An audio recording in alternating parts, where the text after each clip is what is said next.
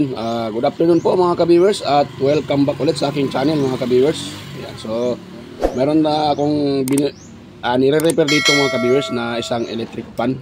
Yan, kung nakita nyo, yun po yan. So ito ay dinala na may-ari mga ka-viewers, bago lang. So kakaalis lang na may-ari nito. So ang problema nito mga ka-viewers, reklamo na may-ari ay meron daw nag-spark sa loob at bigla na lang huminto yung electric fan. So nung na-open ko, malambot naman siya at pre-well, at itong kanyang shafting ay hindi naman siya, hindi naman siya gas or nag-stack up. So good, ito naman okay naman din, so okay yung kanyang mga shafting. So ang nangyari kasi dito mga ka-viewers, ganito. Yan nasunog yung kanyang pinaka-motor. Yan, kung kita nyo, pakita ko sa inyo na sunog na sunog yung motor. Ayun nakita nyo, sunog yung motor. So ito, habang binulat-lat ko kanina, inopen ko, nakatingin yung may-ari nito mga ka-viewers. Habang ino-open ko dahil gusto niyang tingnan kung saan nanggaling yung nag-spark. So nung na-open ko na, dito pala galing nag-spark yung pinaka-windings. Yon. Dahil ito kasi ginagamit na nila ng 24 hours, walang pahinga-pahinga. So ginagamit nila. So ngayon, mga ka-viewers, nung na-open ko siya, dumiretso ako dito sa kanyang thermal fuse. Ito. Pero napaka naisipin na itong fuse na to ay hindi nagpro-protect mga ka-viewers dito. Nakadikit naman siya dito sa kanyang winding. Dito, nakadikit naman siya. Ito, nakadikit naman mga ka-viewers. Pero hindi nagpro-protect itong fuse na to. Nandito yan galing, itong dalawang itong dalawa na to. Yan, pinutol ko siya at tinitest ko. So hindi siya nagpro-protect mga ka-viewers, itong fuse na to. Yan. Di naman baka may magsabi na baka siguro hindi nakadikit ito. So dikit dito siya mga ka-viewers, dito nakadikit yan dito mga ka-viewers sa windings. Nakadikit yan dito mga ka-viewers sa windings. Pinutol ko pa nga yung tali, dahil nakatali pa nakadikit talaga itong kanyang pinaka itong itim na to, itong body ng fuse ay nakadikit dito sa kanya, sa motor na to. So nangyari, nasunog siya, pero buo itong fuse na to mga ka-viewers. Yan, pasensya na, madumi yung aking kuko. So buo itong fuse na to. So ngayon mga ka-viewers, tatanungan ko kayo mga ka-viewers, safe ba talaga ang motor ng electric fan kahit may fuse? Yan. Para sa akin mga ka-viewers, bilang nagre-repair din, so sa ko na rin, sa anong tawag dyan, sa experience ko na rin. So para sa akin, hindi din safe ang electric fan kahit may thermal fuse tulad dito. Dahil sa mga nare-repair ko, kasi kadalasan sunog na sunog yung motor pero buo pa yung pinaka-fuse. Yan, ilan lang yung na-repair ko na nasunog yung motor at pati yung fuse nag-cut off. So hindi, kadalasan mga ka-viewers ay buo yung fuse, nasunog pa rin yung motor. So sa mga nagsasabi dyan na hindi daw pwede mag-repair pag walang fuse. So ngayon tatanungin ko kayo, bakit ito nasunog? Bakit nasunog na ang motor, hindi siya hindi siya nag-pro-protect, hindi ito nag-cut off or yung tao dyan, yung naputol man lang itong fuse na to, hindi, dahil buo pa siya. So pakita ko sa inyo mga ka-viewers. Yan, so ito yung sinasabi ko na hindi lahat ng pangyayari ay mag-pro-protect yung ating thermal fuse. Yon, ito. Diyan ko lang ilagay yung aking aking tester. Ilang kita ba sa video? Dito dahil banda para kita yung yung tester. Ayun. Agis na light pala. Patay ng pang kailangan natin para klaro mga ka-viewers, para kitang-kita. Ayun.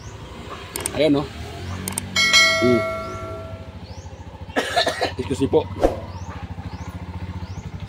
So ngayon ipakita ko sa inyo na itong fuse na to ay intact pa siya.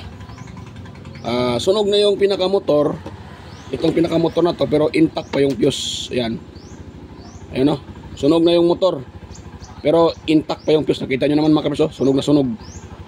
Yan, sunog na sunog dyan. At reklamo yung nga ng may-ari ay nag-spark sa lalim.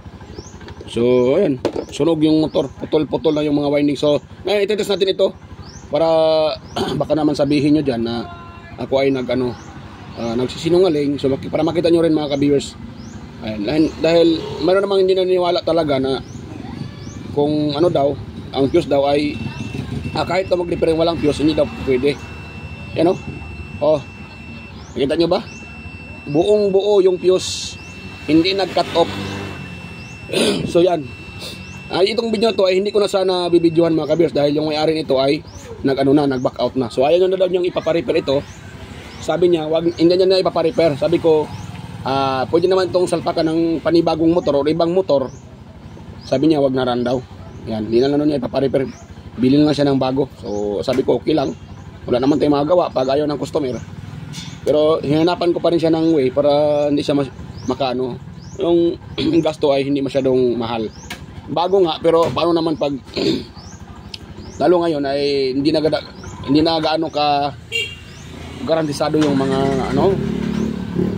motor ng mga electric pan. So madali nang masira mga ka-viewers. So ang punto ko dito mga ka-viewers, itong fuse na to. Ayan. Sa mga nagsasabi na bawal mag-repair na hindi maglagay ng fuse. O nga, para sa akin, kung babase tayo sa manufacturer or paggawa nito, may naman, kaya nga ginawa na ng fuse dahil may purpose ito mga ka-viewers. Pero sa mga sa mga nakita ko sa pagre-repair ko bilang isang technician din na nagre-repair ng electric pan, hindi lahat ng nasusunog na motor ng electric pan ay nagpo-protect yung fuse. Ayan, hindi talaga mga ka-viewers. Kaya sabi ng iba, dapat daw lagyan ng fuse para hindi masunog yung motor. Mali pa rin yun. Dahil hindi naman lahat naman talaga na hindi naman lahat na nasusunog yung motor nagpro-protect yung thermal fuse. Dahil nga, yung pagkasunog ng motor ay biglaan. Biglaan yun mga ka-viewers. Siguro kung itong motor na to ay or sa tingin ko rin kasi kahit nag-iinit pa itong motor, itong pinaka-windings nito, kahit nag-iinit pa ito, gaano pa siya kainit dyan, kung may factory defect naman itong fuse, so useless lang mga ka-viewers. Ayan, useless lang po yung tawag dyan, useless lang po yung thermal fuse kung factory defect naman. O, tingnan nyo po mga ka-viewers, oh. Yan, napakita ko sa inyo. Oh, brown na brown yung nilalagay na ano? Yan na, oh. Oh, lumulutong na yung cable tie. So ito, yan po ang itong motor na to ay umiinit siya. Nag-overheat mga ka-viewers. So, nung mainit na siya, nalusaw yung kanyang insulator. Itong kanyang insulator ba, itong varnish na to, nalusaw at siguro nagdikit-dikit yung mga windings kaya nasunog. Yun po ang dahilan mga ka-viewers. So, kaya itong nilagay na fuse, hindi din siya nagpo-protect. So, hindi ko man ito ma-explain ng mahaba-haba yung pinakalalim dahil hindi naman talaga tayo dito expert. Ang isinishare ko lang yung naranasan ko, yung karanasan ko sa pagre-repair. Yun po ang sinishare ko sa inyo mga ka-viewers. So, ibig sabihin nito mga ka-viewers, ang punto ko dito, ang pinaka-main ko dito, hindi lahat ng may fuse ay safety yung ating motor. So, ito lang po ang ko mga ka-viewers sa mga nanonood, sa mga nagko-comment minsan na nagsasabi na bakit hindi ako naglagay ng thermal fuse. So, isa din po ito dahilan. Yan, kahit sabihin na natin na hindi tayo naglagay ng thermal fuse, kung yung electric fan mo excuse me po, masakit yung lalamunan ko. Kung yung electric pan natin ay masusunog talaga, masusunog yan mga ka-viewers. Pero hindi ibig sabihin na kapag masunog itong electric pan, masunog din yung bahay mo. Wala naman akong sa ilang years kung sa pagre-repair dito mga ka-viewers, wala pa namang nagreklamo sa akin na may bahay na nasunog dahil sa pagre-repair ko. Dahil kung mayroon, sa ilang years na nag-start akong nag-repair 2016. Sa ilang years na yan, anong ngayon, 2025. Ilang years na. Imposible naman siguro kung mali yung ginagawa ko, imposible kung walang magreklamo na nasunog na bahay, di ba? Mayroon talaga, kahit ako naman siguro. Nasunog yung bahay ko dahil doon sa electric pan. Isipin lang, sabihin na natin nasunog yung bahay ko dahil sa electric pan. Siyempre magreklamo ako doon sa nagre-repair. Sasabihin ko, tatawagin ko bakit nagkaganon. Siyempre, bilang isang may-ari, hindi naman lahat ng may-ari ay may alam tungkol sa pagre-repair. So normal na yan na yung may-ari ay ano talaga yan. So iisipin niya na kasalanan ng nagre-repair. Hindi maiwasan yon. Pero sa akin dito wala naman mga ka-viewers. So yun nga mga ka-viewers ang ibig ko sabihin dyan. Hindi lahat ng may thermal fuse safety yung ating electric pan. Yan. So isinisir ko lang ito dahil para maliwanagan din yung mga iba na nagsasabi na bawal daw pag walang thermal fuse dahil masusunog yung electric pan. Ito, pag hindi lang siguro factory defect yung fuse, may posible na ito ay mag-protect or magka-cut off. Pero paano naman kung hindi kung biglaan yung pagkasunog, 'di ba? Nag-spark agad. So useless din yung ating thermal fuse kasi biglaan eh. Marami na kasi akong na-repair na sunog, tusta yung motor. Pero buo yung thermal fuse. Ilan lang yung nakita ko na na-repair ko na pati yung fuse ay nag-open. So mayroon din naman na nag-open. Sunog na yung motor, nag-open din yung fuse. Mayroon ganon. Mayroon naman din, hindi nasunog yung motor, nag-open yung fuse. Yun. O, di ba? Yun po ang ibig kong sabihin mga ka-viewers. Pero mali naman siguro pag sabihin natin na pag mag-repair tayo na walang thermal fuse ay hindi pwede dahil masusunog. Ito nga, nasusunog nga mga viewers eh. May thermal fuse nga eh. Ito, oh. Nasunog nga siya eh, oh. Nasunog nga yung motor. May thermal fuse na nga yan eh. Nasunog pa rin siya. So nasunog pa rin siya kahit meron siyang fuse. Sa madaling salita, hindi po 100% safe yung ating electric pan dito sa fuse. Yan, di ba? Para sa akin mga kabisa, hindi po safe yung ating electric pan kahit may thermal fuse pa yan. Kung yan po ay masusunog talaga yan mga kabisa.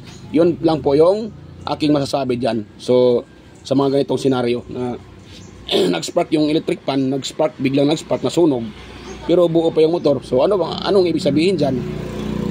Alangan naman ay sabi natin na si fuse ay exempted sa sunog. Hindi na pwede yan. Huwag ito sabihin na exempted si fuse, si wire lang yung susunugin, hindi si fuse. O baka sabihin naman ng iba, hindi yan masusunog yan dahil makapal yung paa ng fuse. Hindi naman maka-fuse eh. Kasi itong fuse kasi nito, dalawa ang dinadala nito. Yung thermal, or ibig sabihin, yung thermal ay thermal na sa salitang ay init. Thermal. Yan, yung init ng windings.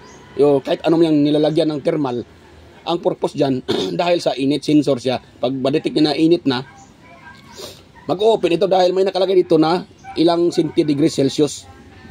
Kadalasan nakalagay dito ay 110, 115 centigrades. Kung marireach ng fuse na to ang 110 centigrades Celsius na init at marireach na yun, so mag-open si thermal fuse. Yun. Mag-open si thermal fuse. Kung hindi naman niya ma-reach, paano ito mag-open? Yan. Dahil yung 110 ay medyo mataas-taas na yan eh. Yan, mataas-taas na yan mga kabis. Magbabaga na itong ito. Kung ma-reach na yan, parang magbabaga na ito sa init. So, yan ito, nakita nyo. So, dahil kabiglaan, yun nga, nasunog na nga yung ito, hindi nga nag-protect yung fuse na dapat sana ay nag-protect. So, maaring may factory defect itong fuse or hindi natin magsasabi bakit siya hindi nag-protect, di ba? Yun nga, pero para sa akin, kadalasan ito may factory defect eh. Yun, may factory defect. Mataas na yung init, hindi pa nagka-cut off yung thermal fuse, kaya nangyayari na mapuruhan talaga yung electric pan.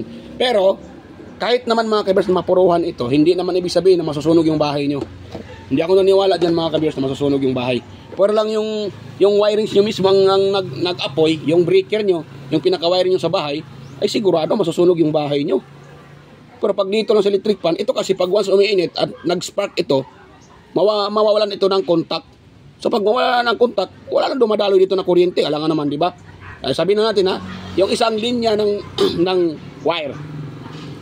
Pag naputol yan, may dadaloy ba na kuryente? Wala, di ba? So, ganun lang din kasimple mga ka-viewers. Yan, sa mga kapwa ko rin technician na nag-start pa rin, at hindi lang technician, yung mga iba din na manonood din ng mga tutorial. Ayan, so siyempre hindi ko naman kayo ano kung yan po ang paniniwala niyo na bawal pag walang thermal fuse. Pero para sa akin mga ka-viewers, hindi naman lahat ng thermal fuse may thermal fuse na safe, masasabi natin na safe yung electric fan at hindi na masunog. So ito nga yung i-share ko sa inyo.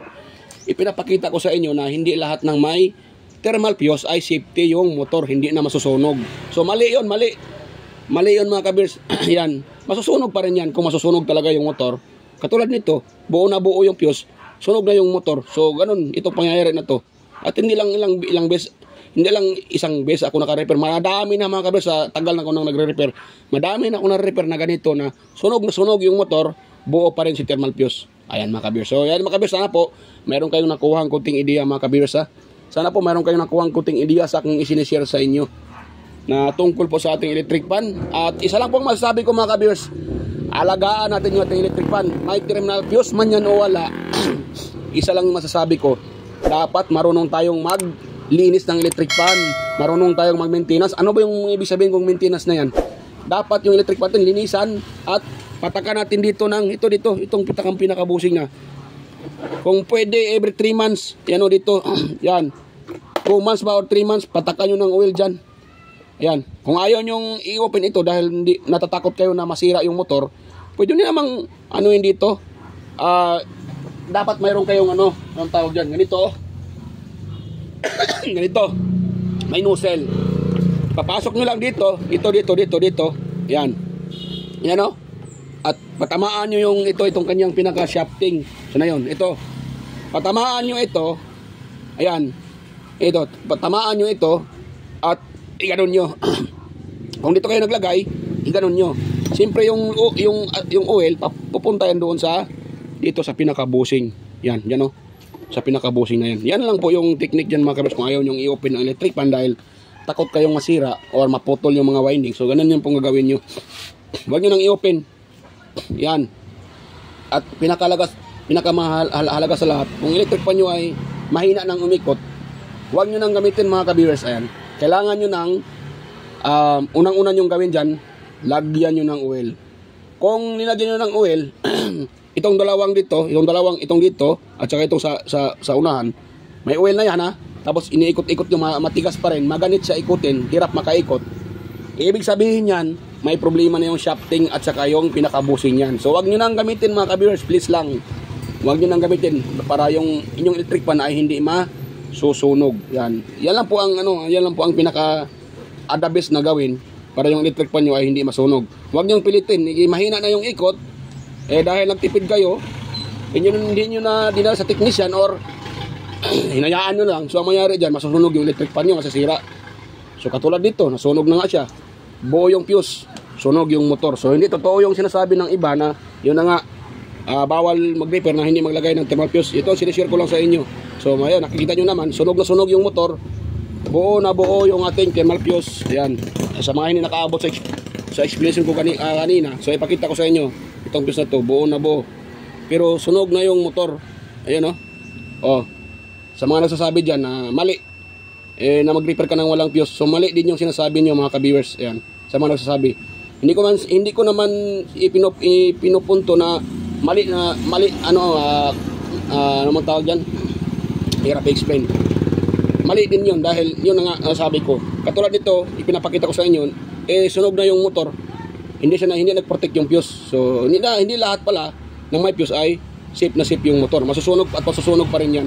Kung yan po ay dahil sa ating kapabayaan mga ka-viewers, yan po, masusunog yan. Dahil una-una, hindi kayo nag-maintenance, walang linis, hindi kayo naglagay ng oil, pinabayaan nyo lang. So ang mangyayari dyan, masusunog at masusunog yan.